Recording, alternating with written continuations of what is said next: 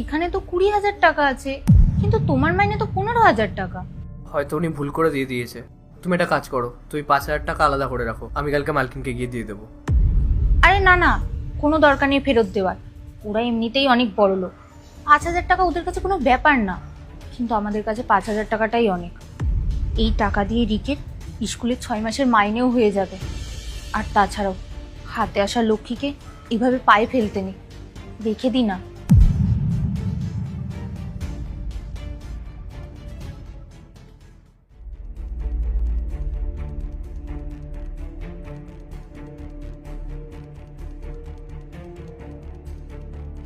রাহুল, হ্যাঁ ম্যাডাম। কি হয়েছে তোমার? তোমাকে দেখে অস্থির মনে হচ্ছে।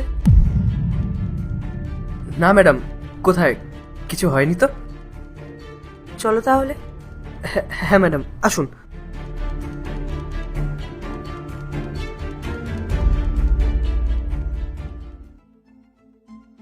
রাহুল, হ্যাঁ ম্যাডাম। সব ঠিক আছে? হ্যাঁ ম্যাডাম, সব ঠিক আছে।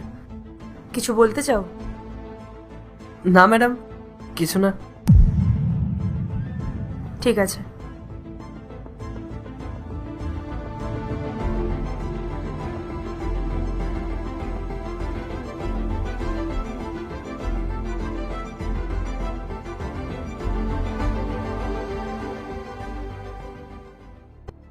ম্যাডাম,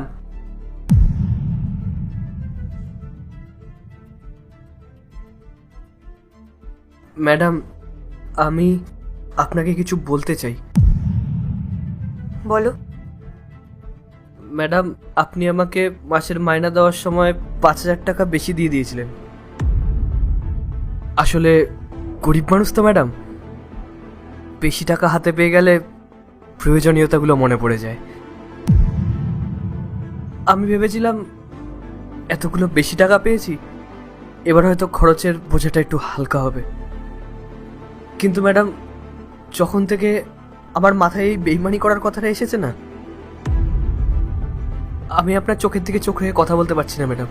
আমার না ম্যাডাম, খুব দম বন্ধ লাগছিল।